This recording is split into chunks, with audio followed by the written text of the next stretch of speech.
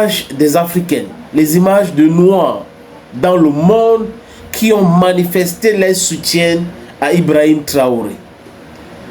Cette date, le 30 avril, va rester remémorée dans nos mémoires.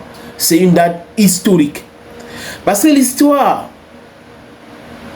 est têtue. Et l'histoire, c'est quelque chose qui va nous aider à nous libérer.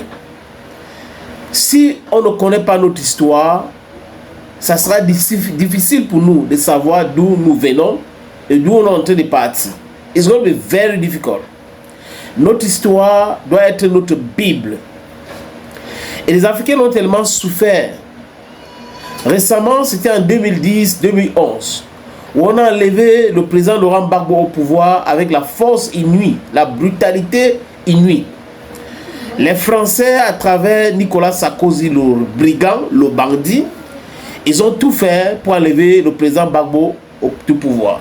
Parce que lui pensait déjà à la souveraineté, la monnaie et autres. Et comme la France vole, 50% de nos réserves monétaires sont logées au trésor public français.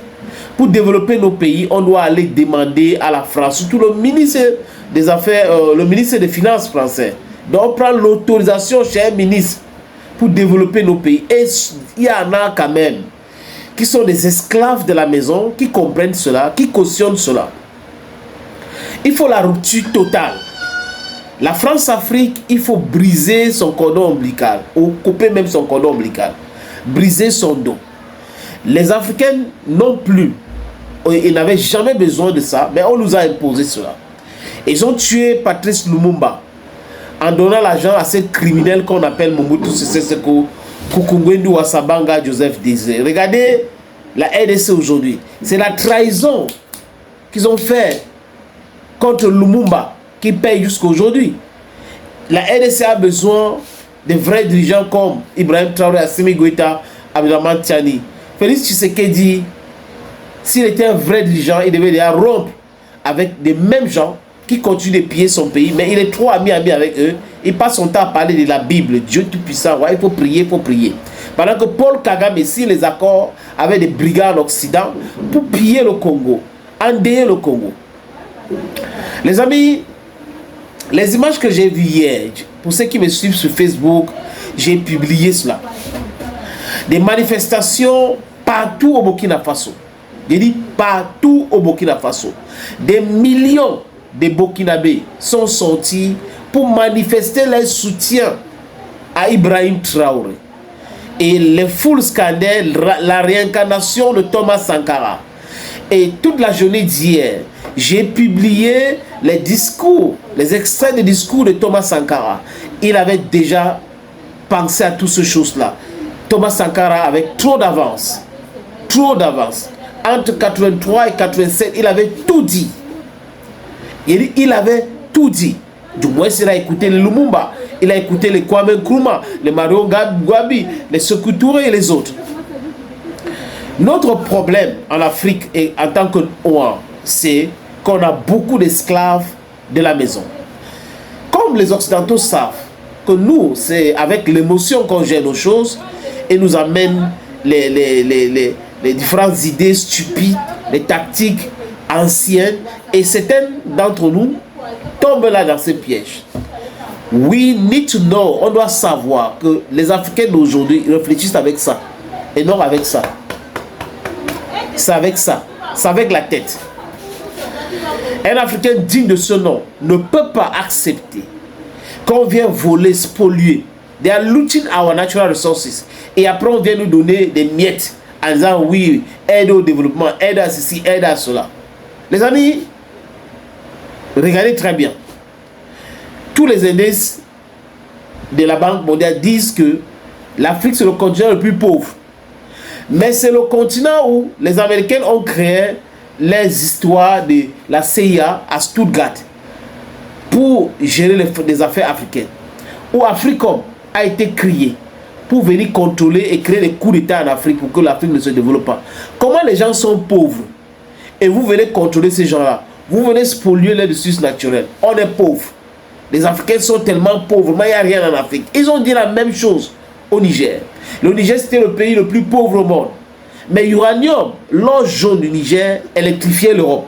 Vous avez vu dernièrement, il y a eu des délestage au Portugal, des délestage en Espagne et des délestage dans le sud de la France. Ce sont les conséquences de l'uranium qu'ils achètent aujourd'hui à 200 € le kilo.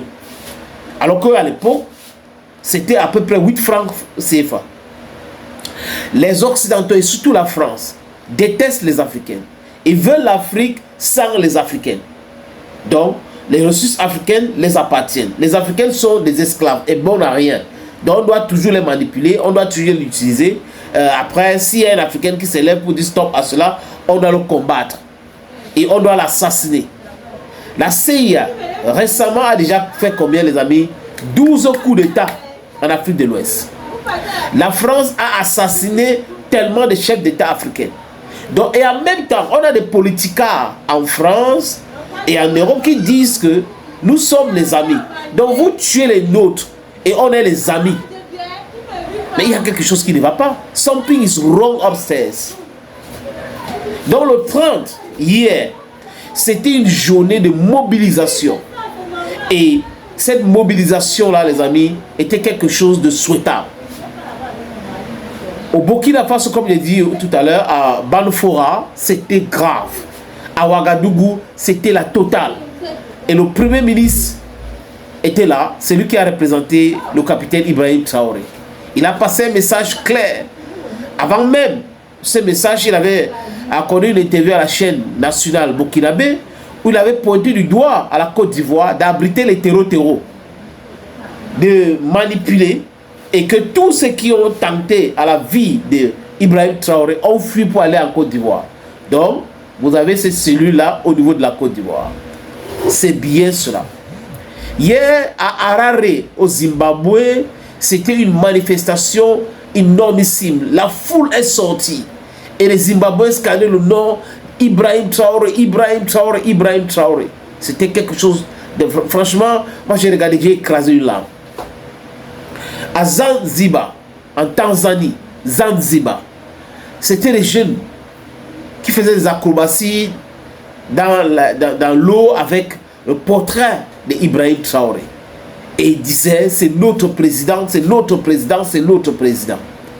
À Haïti, le premier pays noir d'être indépendant, il y a eu des manifestations de ce côté-là aussi. Les Haïtiens sont des Africains. C'est juste la réalité tectonique qui a fait en sorte qu'ils se retrouvent là où ils sont aujourd'hui. Aux États-Unis d'Amérique, à Times Square, à New York, il y a eu des manifestations là-bas. Les Africains, les Burkinabés présents ont montré leur amour, leur soutien à Ibrahim Traoré et ont appelé les Américains à laisser Ibrahim Traoré tranquille. Ils ont fait ça avec Gaddafi. Les amis, certaines personnes pensent que Gaddafi a été tué parce qu'il était un dictateur. Moi, je suis pour la dictature éclairée. Qu'est-ce que j'entends par là? Ça veut dire que les gens qui viennent au pouvoir, ils font tout pour développer leur pays, ils font tout pour nationaliser les ressources naturelles et pour le développement de leur pays, et qui développent réellement leur pays.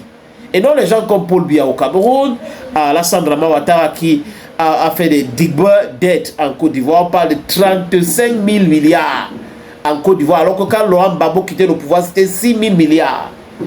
C'est à 35 000 milliards aujourd'hui. Pas des gens comme Denis Sassou Nguesso. En fait, des gens que je cite là, c'est des gens qui arrivent au pouvoir et qui veulent mourir comme président de la République, sans toutefois développer quelque chose. Au moins, la seule chose que ces gens-là développent, c'est ou leur famille, ou leur clan. C'est tout. Et la protection de leurs intérêts personnels. Pendant ce temps, vous avez un jeune président comme Ibrahim Traoré qui fait tout uniquement à l'intérêt de son peuple. Il écoute son peuple. Il transforme son économie. Il est en train de vouloir construire 5000 km de route chaque année. Il a déjà commencé. J'ai vu un podcast d'un Burkinabé qui dit, mais monsieur le président, vous nous avez dit que vous devrez faire ça dans 10 ans, ça. Jusqu'à présent, vous avez déjà réalisé. Vous avez déjà réalisé. Donc, voilà, on a besoin de pragmatique. Et je dis tout le temps que nous avons besoin des philosophes comme président, où le président actuel se transforme en philosophe. J'entends par là quoi? Ça n'a rien à voir avec l'école, les amis. Parce qu'il ne faut pas aller regarder en disant que non, je veux des gens qui ont de PhD et tout ça. Non, ce n'est pas de ça que je parle. Quand je dis les philosophes, je parle des gens qui sont pragmatiques. C'est le pragmatisme qui peut sauver l'Afrique aujourd'hui. Ce n'est pas les théories, ce n'est pas les discours vides de sens. On a besoin des gens clairvoyants. On a besoin des gens qui disent ok, on est en train de quitter Ouagadougou pour Niamey et on souffre, ça nous prend 8 heures. Et si on construit la route, on fait un tramway, on fait les rails, ça va nous prendre combien de temps? 2 heures, 1h30. Et là, ça va faire boum à l'économie des deux pays. C'est de ça qu'on veut. On ne veut pas des gens qui vont commencer à réfléchir en disant ok, la France a essayé, il faut qu'on construise d'abord la France, la Banque de France, le Fonds monétaire international, la Banque mondiale. Vous savez qui réfléchissent comme ça? On a le Paul Biya au Cameroun, par exemple. Pour lui, c'est endetter le Cameroun. Si vous allez au Congo-Brazzaville, c'est la même chose. Pour lui, c'est d'aller à la Banque mondiale, Fonds monétaire international, endetter le pays. Alassane Dramane Ouattara, c'est encore grave. Lui, au moins, il a été moulé dans cette école-là, de Fonds monétaire international. Donc Alassane Ouattara, son but, c'est de détruire l'Afrique. Son but, c'est d'endetter la Côte d'Ivoire au point d'asphyxier le pays. Quelqu'un qui avait critiqué l'endettement de 6 000 milliards, qui a endetté à l'auteur de 35 000 milliards, mais qui a utilisé 3 000 milliards pour la construction des infrastructures uniquement à Abidjan, le reste de l'argent est parti où? Le cacao de la Côte d'Ivoire appartient à la France. Le port d'Abidjan appartient à une société du genre d'Alassane Dramane Ouattara. Les amis, pourquoi j'ai fait ce lien avec Ouattara? Parce que Ouattara, c'est un homme dangereux pour la cohésion ouest-africaine et africaine tout court. Ouattara est tellement dangereux au point où vous ne pouvez imaginer. C'est un gars, c'est un papa qui est cynique. Il est méchant. Il est diabolique. Il y a aussi l'autre qu'on appelle Patrice Talon. Patrice Talon, c'est un cynique né. C'est un méchant. Voilà les gens qui voulaient faire la guerre contre le Niger. Et il ne faut pas qu'on se trompe, les amis. C'est-à-dire qu'aujourd'hui, on est en train de parler d'Ibrahim Traoré et la mobilisation du peuple d'Afrique qui était quelque chose de formidable. Les Noirs dans le monde. Et ça continue. C'est le président le plus populaire au monde aujourd'hui. Je veux dire le président noir le plus populaire au monde. Mais, ne nous trompons pas. Alassane Dramane Ouattara est allé à l'Élysée rencontrer Emmanuel Macron. Et ils sont en train de planifier 2 actes terribles. Oui, il faut neutraliser Ibrahim Traoré. Mais aussi, il faut neutraliser qui? Assimi Goïta. Donc là où je vous parle, les Maliens et les Maliennes, le peuple de l'AES doit aussi protéger Assimi Goïta. Parce que la surprise peut venir du Mali. La surprise peut venir du Niger. La Côte d'Ivoire partage les frontières avec le Burkina Faso et le Mali. Donc, Alassane Dramane Ouattara et Macron sont en train de tout faire pour éliminer Ibrahim Traoré. Comme c'est compliqué, ils vont se retourner du côté du Mali pour éliminer aussi Assimi Goïta, parce qu'on parle de l'AIS. Et de l'autre côté, la France a déjà construit les camps là-bas pour l'entraînement des terreaux. La France forme les terreaux au Bénin. Le 17 avril, ce qui s'est passé là, c'est le fait de Patrice Talon et des corrompus, des joufflus, des bébés joufflus là, qui disent qu'ils sont des hauts cadres de l'armée béninois. 54 militaires sont tombés au Bénin. C'est le fait de Patrice Talon qui a laissé le territoire béninois entre les mains de la France pour former des terroristes, pour former des brigands, des mercenaires, pour aller déstabiliser l'AIS. Donc, Abdourahmane Tiani aussi, chers Nigériennes, chers Nigériennes, attention, mobilisez-vous aussi, passez toutes les informations. C'est-à-dire qu'à chaque fois que vous voyez quelqu'un de suspect, informez les autorités compétentes. Ibrahim Traoré n'est pas le seul qui est menacé. Abdourahmane Tiani, sa vie est aussi menacée. Assimi Goïta, sa vie est aussi menacée. C'est pour cette raison que nous devons être mobilisés. Nous devons rester mobilisés. L'Afrique d'aujourd'hui n'est pas l'Afrique d'hier. Nous, on a tellement souffert. On s'est laissé berner par les médias mensonges, par les narratifs stupides. Mais aujourd'hui, nous sommes debout. Vous êtes debout. Il ne faut pas qu'on dorme. On a encore le temps. On est jeune. Quand on va vieillir, on va dormir. Quand on dit la jeunesse a du temps devant lui, non, on n'a pas de temps. La jeunesse n'a pas de temps. Ce sont les vieillards qui ont du temps. Nous devons lutter pour notre souveraineté, pour notre indépendance réelle. Et le moment, c'est maintenant, c'est tout de suite. Ce n'est pas demain. Ce n'est pas demain. Ce n'est pas quand on sera déjà faible qu'on va lutter pour quelque chose. Non, ce n'est pas possible. C'est tout de suite. Patrice Talon est sur Facebook. À chaque fois que je parle, que je fais une sortie, je le tag. Et c'est lui qui vient me répondre.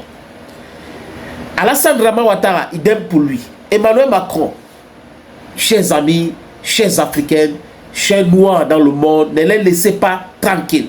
Cherchez Macron sur Twitter, sur TikTok, partout. Cherchez Alassane Ouattara partout. Cherchez Donald Trump partout. Cherchez Patrice Talon partout. Cherchez Bola Tinubu partout. C'est narcotrafiquant. Cherchez-le partout. Nous devons le faire ce qu'on appelle l'harcèlement digital. On doit les dire qu'ils sont en danger pour l'Afrique. On doit les poursuivre. On doit les chasser. Ils doivent savoir que nous sommes au courant de leurs différents plans solides. Ils doivent savoir que les jeunes Africains aujourd'hui, la masse africaine, sait qu'ils sont ceux qui ne veulent pas que l'Afrique se développe. Qui sont ceux qui ne veulent pas que l'Afrique avance. Alassane Ouattara peut même donner son sang pour que l'Afrique régresse de 1000 ans en arrière. Parce que pour lui, c'est comme ça qu'il peut se protéger avec la France. Mais M. Ouattara doit savoir, comme Patrice Talon et Bola Tinubu, les trois là doivent savoir. Je répète, Alassane Draman Ouattara, Patrice Talon, Bola Tinubu, les gars là doivent savoir que l'impérialisme n'a pas d'amis. Ils n'ont que d'intérêt. D'ici peu, ils seront rejetés, parfois arrêtés et éliminés même. Vous avez vu l'erreur de Gaddafi, c'est de penser être ami avec l'impérialisme et vouloir changer les choses en Afrique. Saddam Hussein était ami avec l'impérialisme. Les talibans étaient amis avec les Américains. Après, ils ont donné les missiles Stinger et autres. Et qui est reparti en Afghanistan pour attaquer les talibans? Ce sont les Américains. Ils n'ont pas d'amis. Les Occidentaux n'ont pas d'amis, mais ils ne peuvent pas, on doit savoir. Ils n'ont jamais rien gagné ils n'ont jamais rien gagné une guerre. Ils viennent, ils intimident, ils menacent. C'est tout ce qu'ils sont prompts à faire, il faut à faire. Assassiner et autres, mais la guerre, ils n'ont jamais gagné. Donc les millions d'Africains aujourd'hui devraient savoir que la démographie est de l'autre côté. L'intelligence est de l'autre côté. La jeunesse est de l'autre côté. Ils ont des populations vieillissantes en Europe. La chance que les Africains ont, c'est que nous sommes très jeunes, très actifs. La majorité des Africains sont jeunes et actifs. Donc on doit savoir que nous, on a des valeurs, on a des gens à protéger, on a ces dirigeants-là c'est-à-dire qu'on doit créer cette ceinture tout. J'ai appris avec satisfaction, les amis, que Vladimir Poutine a envoyé les militaires russes d'élite et ils seront postés dans les endroits très sensibles au Burkina Faso avec des équipements de pointe pour intercepter toutes les conversations de ces terreaux-là. Mais autre chose avant de partir, M. Ouattara doit savoir qu'à force de mettre son doigt dans là où on évacue les excréments. Vous comprenez un peu les amis, je ne veux pas dire le mot. Il va sortir, son doigt ça va sortir avec les CACA. Lui qui propose la brutalité, lui qui propose la haine, lui qui propose d'endeuiller le peuple doit savoir que lui aussi il est un être humain. J'espère Mais quand on va lui proposer la violence, il ne va pas commencer à crier. Parce que lui, tout ce qu'il connaît, c'est la violence, c'est le mensonge, c'est la manipulation. Bref, il est un vendu. Il est à la solde de la France.